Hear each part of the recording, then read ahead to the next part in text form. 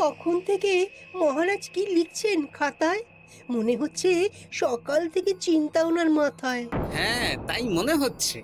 আমাদের সাথে কোনো কথাই বলছেন না, শুধু লিখে চলেছেন। একজন মানুষ মনোযোগ দিয়ে কাজ করছেন আর তোমরা ক্রমাগত বকে চলেছো। না, আসলে মহারাজ কি কারণে চিন্তিত সেটা জানতে না পারলে আমাদেরও চিন্তা হয় বই কি।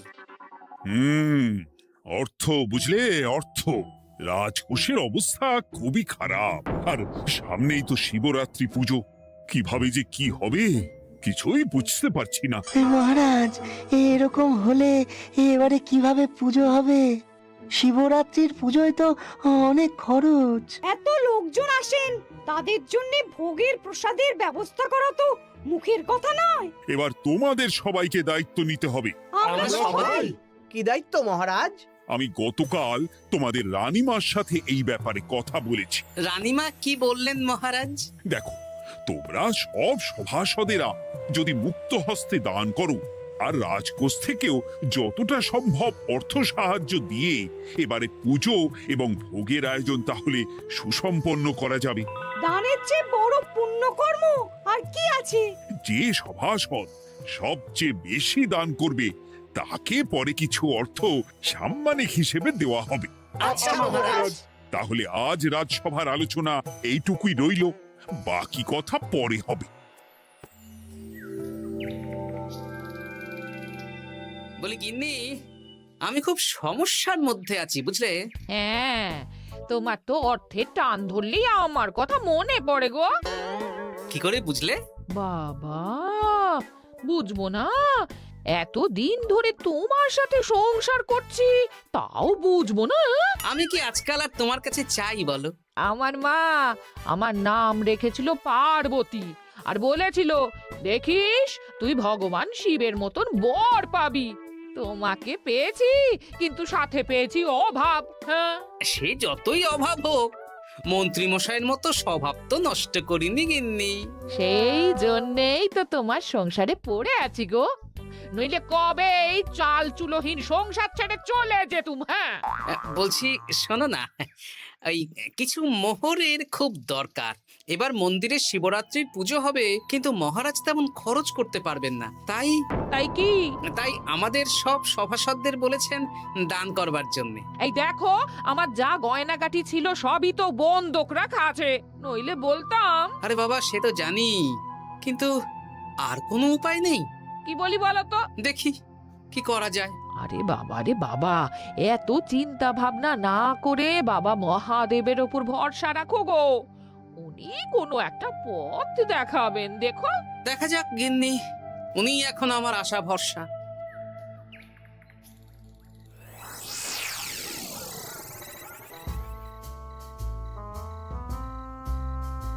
আরে মন্ত্রী মশাই, আপনি তখন থেকে শুধু এদিক ওদিক করছেন কেন বলুন তো? তা কি করব? না, আমরা তো বুঝতে পারছি না আপনার কি হলো। জীবনে অনেক অপমানিত হয়েছি, অনেক মার খেয়েছি, এবার সম্মান চাই।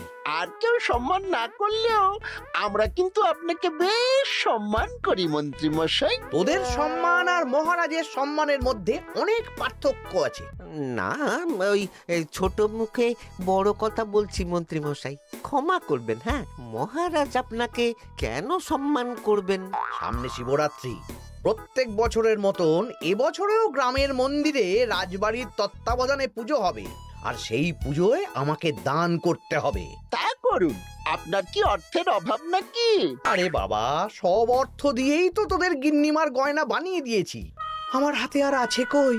ও, এই সামান্য ব্যাপার। আপনি মাছের তেলে মাছ ভাজুন। হ্যাঁ, আমিও তো তাই বলতে চাইছি। খোলসা করে বলতো তুই কি বলতে চাইছিস?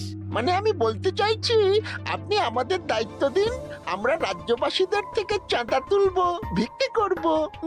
আরো অনেক কায়দা করে অর্থ উপার্জন করে আপনার হাতে দেব, আর সেই অর্থ আপনি নিজের বলে চালিয়ে দেবেন। ব্যাস, তাহলে তো আমার 90% চিন্তাই মাথা থেকে নেমে গেল। ব্যাস, আর কোনো চিন্তা নেই।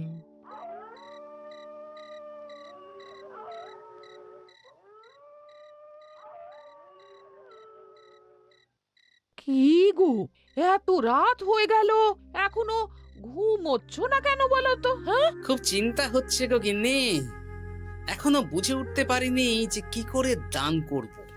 শুধু অর্থদানই কি দান নাকি গো? শিব ঠাকুর তো আমাদের প্রত্যেকের মধ্যেই রয়েছেন গো। হ্যাঁ, তা তো তিনি আছেন। তুমি বরং ভক্তদের সহযোগিতা করো। পুজোর দিন ভক্তরা দূর থেকে যাতে মন্দিরে আসতে পারে সেই ব্যবস্থা করো। মন্দির প্রাঙ্গণ পরিষ্কার পরিচ্ছন্ন রাখো। হ্যাঁ, ঠিক বলেছো গিন্নি, এটা তুমি ঠিক বলেছো।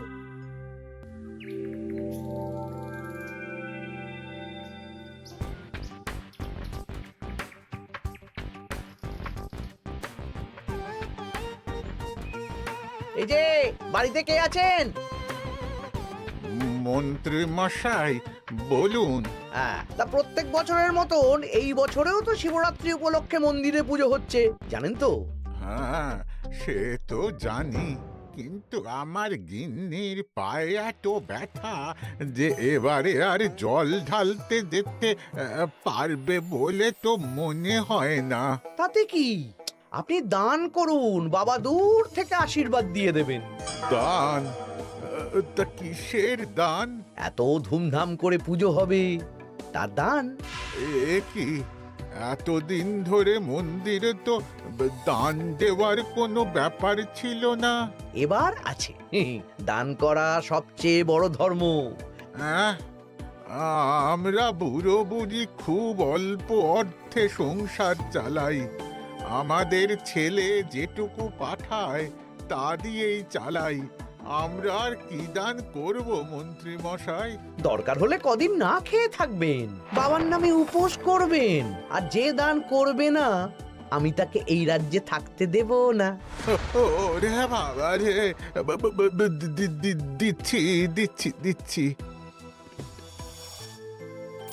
আর শুনুন, এই দানের ব্যাপারটা যেন পাঁচ কান না হয়, নইলে কিন্তু।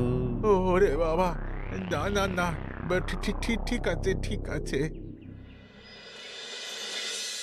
আজকে সারাদিনে ভালোই রোজগার হয়েছে, কি বলিস বটা? হ্যাঁ, কালকে আবার সারাদিন চাঁদা তোলা হবে। চাঁদা নয়, বল চাঁদার নামে দান তুলছি। হ্যাঁ, আর যা ভয় দেখাচ্ছি, কেউ ভয় মুখ খুলবে না। এই তো যাই, এরকম চলতে থাকলেই আমাকে সেরার সেরা দানি হওয়া থেকে কেউ আটকাতে পারবে না। এই তুমি এই ভর দুপুরে বস্তা কাঁধে নিয়ে কোথায় যাচ্ছ গো? একটু জঙ্গলের দিকে যাচ্ছে গিন্নি, শুকনো কাঠ নিয়ে আসি। পুজোর দিন তো ভোগের রান্না করতে জ্বালানি লাগবে, দেখি শুকনো কাঠ নিয়ে রাজবাড়িতে দিয়ে আসবো। বেশ বেশ বেশ, যাও। হে দেবাদিদেব মহাদেব, তুমি একটু দেখো বাবা।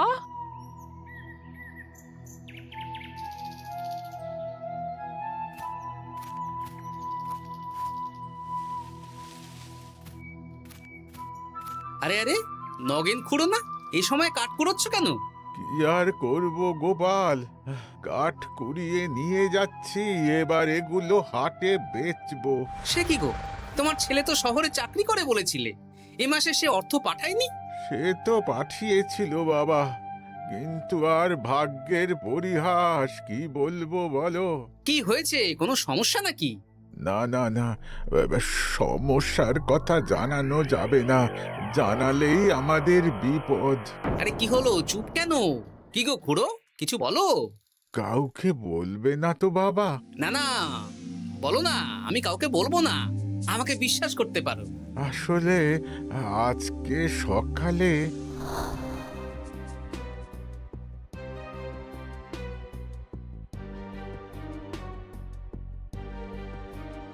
হ্যাঁ, মন্ত্রী মশাই? হ্যাঁ, শুধু আমাদের বাড়ি থেকে না, গ্রামের সব বাড়ি থেকে তুলেছে। ঠিক আছে খুড়ো, তুমি নিশ্চিন্তে থাকো। আর আমার চিন্তার শেষ নেই। আমার গিন্নির কদিন ধরে এত পায়ে ব্যথা যে এবারে অতটা হেঁটে মন্দিরে বাবার মাথায় দুধ ঢালতে যেতে পারবে না। ঠিক আছে, তুমি একদম চিন্তা করো না, আমি দেখছি কি করা যায়।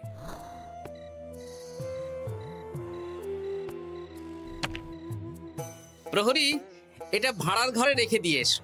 বলো গোপাল দিয়েছে, ভোগ রান্নার সময় জ্বালানি লাগবে তো, তাই এই কাঠ দিয়ে গেলাম। আচ্ছা গোপাল দাদা।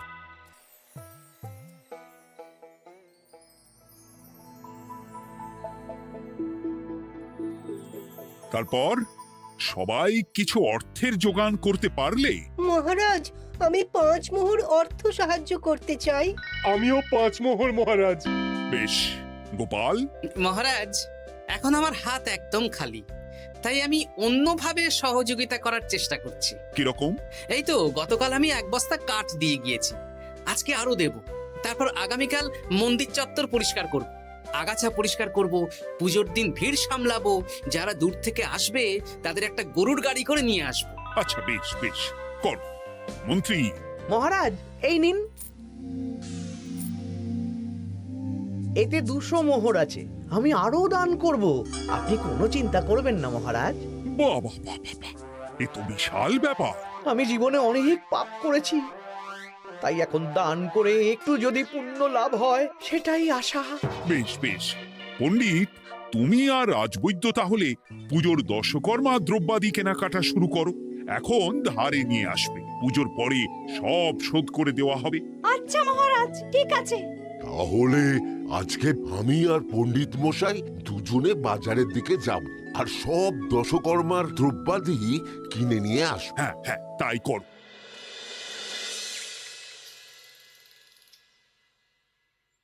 এই ঘটা পুঁটির বাবা একটা কানা করিও চাঁদা দেয়নি। হ্যাঁ, আমার মাথায় একটা বুদ্ধি আছে। কি বুদ্ধি? দেখ, ওদের বাড়ির বাইরে একটা শাড়ি ঝুলছে। শাড়িটা দেখে খুব একটা ওই পুরানো মনে হচ্ছে না। ওটা হাত সাফাই করে বাজারে বেচে যা অর্থ পাবো সেটাই মন্ত্রী মশাইকে দেব, তাই তো? একদম তাই।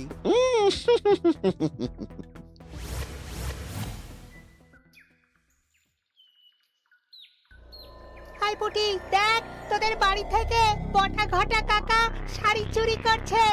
হ্যাঁ, তাই তো। ন্যাপলা, ওরে বাবা রে, মরে গেলাম রে, ওরে মরে গেলাম। পালাও পালাও পালাও, ওরে বাবা। এই কি হয়েছে রে? চিৎকার করছিস কেন? আর বটা ওভাবে পালালো কেন? এই বটা ঘটা কাকা ওই পুটির মায়ের শাড়ি চুরি করে পালাচ্ছিল, আমরা ধরে ফেলেছি। সাব্বাস, এই তো চাই। তার মানে মন্ত্রী মশাই এখন দান করার জন্য চুরিও করাচ্ছে। বাহ! কি ভাবছো গোপাল দাদা? না, কিছু না। আচ্ছা পুটির বাবা, তোমাদের বাড়ি মন্ত্রী মশাই চাঁদা তুলতে আসেননি? এসেছিলেন তো, কিন্তু আমি বলে দিয়েছি আমি পারবো না। নিজেদের বীজ ধান কেনার অর্থ নেই, চাঁদা দেবো কি করে? আচ্ছা, এই ব্যাপার, এবার বুঝতে পেরেছি। অনেক ভয় দেখালেন, চমকালেন, কিন্তু কিচ্ছু দিইনি। তাই বটা ঘটা চুরি করতে এসেছিল, বুঝেছি। বেশ, এই সাবধানে থেকো। কিভাবে যে সংসার চালাবো? শোনো পুটির বাবা, তুমি এক কাজ করো। বলো। জঙ্গলে অনেক ধুত্র গাছ, আকন্দ গাছ আছে। তুমি পুজোর দিন সকাল থেকে মন্দিরের কাছে একটা ফুল মালা বেলপাতার দোকান দাও। এটা ভালো বুদ্ধি দিয়েছো। আমি তো এখন মন্দির প্রাঙ্গণ সাফ সাফাই করতে যাচ্ছি, আমি বরং কাজের ফাঁকে তোমার জন্য একটা ছাউনি দিয়ে মন্দিরের কাছে দোকান বানিয়ে দেব। তাহলে তো খুবই ভালো হয়। এই পুটি, তোরাও আমার সাথে চল, হাতে হাতে সাহায্য করবি। চল চল চল। চলো গোপাল দাদু।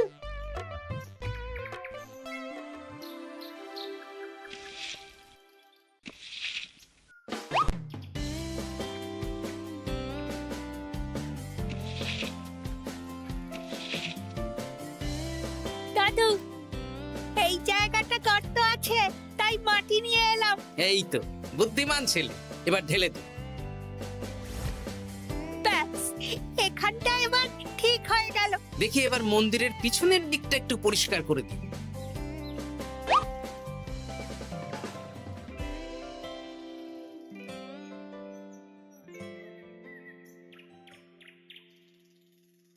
জয় মহাদেব। কি কিসের আওয়াজ হলো? হ্যাঁ দাদু, কিরকম একটা টং করে আওয়াজ হলো। দেখি তো। আরে বাবা, এটা ঘোড়া মনে হচ্ছে। হ্যাঁ তাই তো মনে হচ্ছে। জয় মহাদেব। বের করো বের করো। এই তো।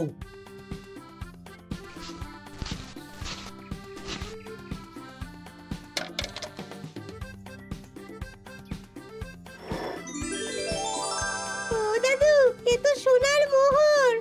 জয় মহাদেব, তুমি সত্যি আছো প্রভু। তুমি সত্যি আছো? কি দাদু, তুমি কাঁদছো কেন? সবই মহাদেবের কৃপা। মহারাজ বলেছিলেন দান করতে, মহাদেব নিজেই নিজের পুজোর ব্যবস্থা করে নিলেন রে। হ্যাঁ, তাই তো দেখছি দাদু। তবে শোন, এই কথাটা কাউকে বলিস না। আচ্ছা গোপাল দাদু, আমরা কাউকে বলবো না। হ্যাঁ।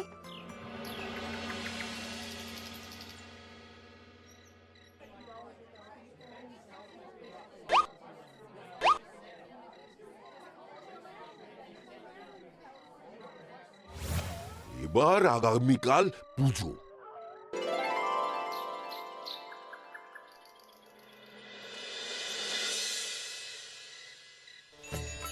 জয় শিব শম্ভু, হর হর মহাদেব।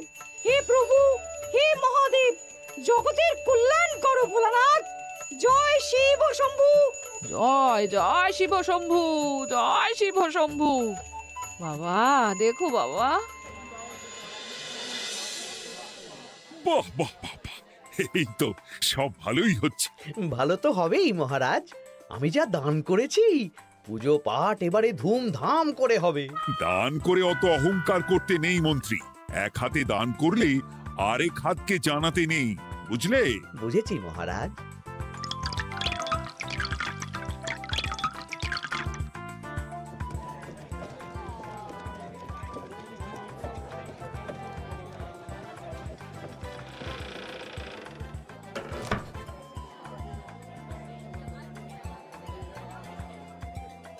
আসুন খুড়িমা, আপনি আসুন।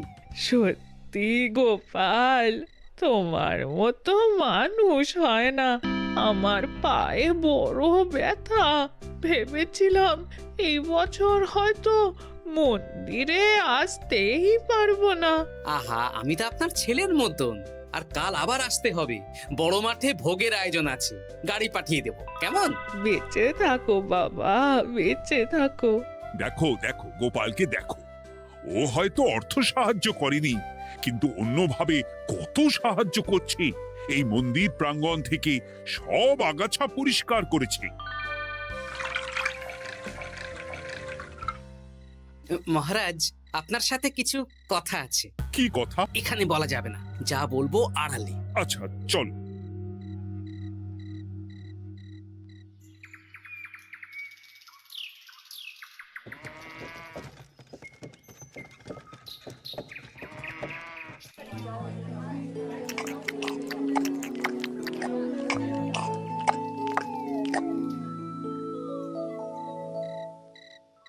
আজ সান্ধ্য সভায় সবাইকে আমি ডাকলাম, তার একটাই কারণ। কি কারণ মহারাজ? কি বলবেন আজ? গতকাল শিবরাত্রির পুজো আর আজ বেলার পুজোর ভোগ গ্রহণ পর্ব বেশ ভালোভাবেই সুসম্পন্ন হলো। এতে আমি খুব খুশি ও শান্তি পেয়েছি। তাই মহারাজ আমাকে সম্মান প্রদান করবেন, তাই তো? আমার মনে হয় আমি সবচেয়ে বেশি দান করেছি। না, তুমি তো কোনো নিঃস্বার্থ দানই করনি। মানে আমি যে কত মোহর দিলাম। ওগুলো তো লোকজনকে ভয় দেখিয়ে দানের নামে চাঁদা তুলে দিয়েছো। সেরেছে, সব জেনে গেছেন। হ্যাঁ, সেই জন্য সম্মান নয়, তোমাকে শাস্তি দেওয়া হবে। ওরে বাবা রে, ভুল হয়ে গেছে, ভুল হয়ে গেছে। ক্ষমা করুন মহারাজ, ক্ষমা করুন। এসব ক্ষমার অযোগ্য ভুল। যাই হোক, মহাদেবের কৃপায় মহাদেবের পুজো হয়েছে। তুমি যে অর্থ লোকজনের কাছ থেকে তুলেছিলে সেটা লোকজনের মধ্যেই বিলিয়ে দেওয়া হবে। তাহলে পুজোয় যা খরচ হলো তার বকেয়া কিভাবে মেটাবেন? সেটার ব্যবস্থা তো স্বয়ং মহাদেব করেছেন মন্ত্রী মশাই। হ্যাঁ, মহাদেব কিভাবে? আমি একদিন বিকেল বেলা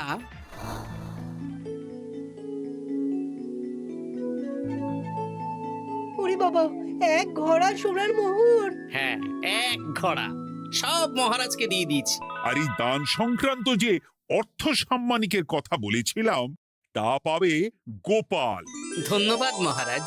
তবে মন্ত্রী মশাই যে অর্থ লোকজনের কাছ থেকে বলপূর্বক তুলেছেন সেটা দিয়ে গরিব চাষি ভাইদের বীজ কেনার অর্থ দান করা হবে। আর মহাদেবের কৃপায় যে এক খড়া মোহর পাওয়া গেছে তা দিয়ে বকেয়া মেটানো হবে। সাবাস গোপাল, সাবাস। এই না হলে আমার গোপাল। সাধু সাধু। আর মন্ত্রী মশাইকে কি করা হবে? ওকে কাল শাস্তি দেওয়া হবে।